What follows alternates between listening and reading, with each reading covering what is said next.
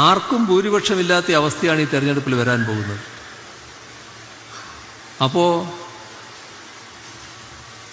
ഏറ്റവും കൂടുതൽ അംഗബലമുള്ള പാർട്ടി ഏതാണോ ആ പാർട്ടിയുടെ നേതാവിനെയാണ് മന്ത്രിസഭ രൂപീകരിക്കാൻ വിളിക്കുക.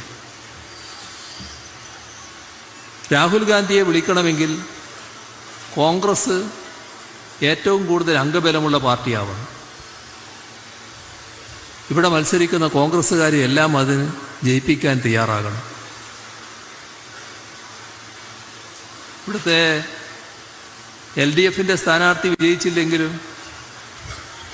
രണ്ടു കൂട്ടരും BJPക്ക് എതിരാണല്ലോ.